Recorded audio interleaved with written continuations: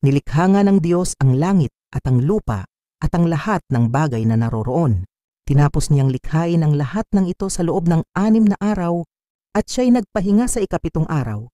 Pinagpala niya ang ika-7 araw at itinuring itong banal sapagkat sa araw na ito siya nagpahinga. Matapos likhain ang lahat, ganito ang pagkalikha sa langit at sa lupa. Ang halamanan ng Eden, nang likhain ng Panginoong Yahweh ang lupa at lahat ng bagay sa langit, wala pang anumang halaman o pananim sa lupa, sapagkat hindi pa nagpapaulan noon ang Panginoong Yahweh at wala pa ring nagsasaka. Ngunit mayroon ng bukal ng tubig na dumidilig sa kapatagan sa lupa. Pagkatapos, ginawa ng Panginoong Yahweh ang tao mula sa alabok, hiningahan niya sa ilong at nagkaroon ito ng buhay. Gumawa ang Panginoong Yahweh ng isang halamanan sa Eden, sa dakong silangan, at doon dinala ang taong kanyang nilalang. Pinatubo niya roon ang lahat ng uri ng punong kahoy na magagandang pagmasdan at masasarap ang bunga. Sa gitna ng halamanan ay naroon ang punong kahoy na nagbibigay buhay at gayon din ang punong kahoy na nagbibigay kaalaman tungkol sa mabuti at masama. Umaagos noon mula sa Eden ang isang ilog na dumidilig sa halamanan. Paglabas doon ito'y nahahati sa 4 na sanga. Ang una na kung tawagi, ilog Pishon, ay umaagos sa lupain ng Havila. Lantay ang ginto roon at marami ring bedelyo at batong unise. Ang ikalawang sanga ng ilog na tinawag namang Gihon ay umaagos sa lupain ng Ethiopia.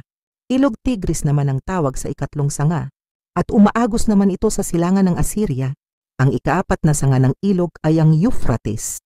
Inilagay ng Panginoong Yahweh ang tao sa halamanan ng Eden upang ito'y pagyamanin at pangalagaan. Sinabi niya sa tao, "Makakain mo ang alinmang bungang kahoy sa halamanan, maliban sa bunga ng punong kahoy na nagbibigay ng kaalaman tungkol sa mabuti at masama.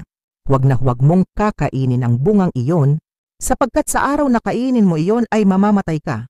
Matapos gawin ang lahat ng ito, sinabi ng Panginoong Yahweh, "Hindi mabuti na mag-isa ang tao. Bibigyan ko siya ng isang angkop na makakasama at makakatulong."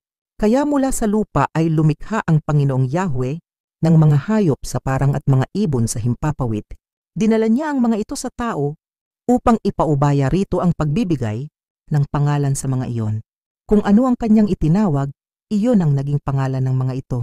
Ang tao nga ang nagbigay ng pangalan sa lahat ng ibon sa himpapawid at hayop sa parang.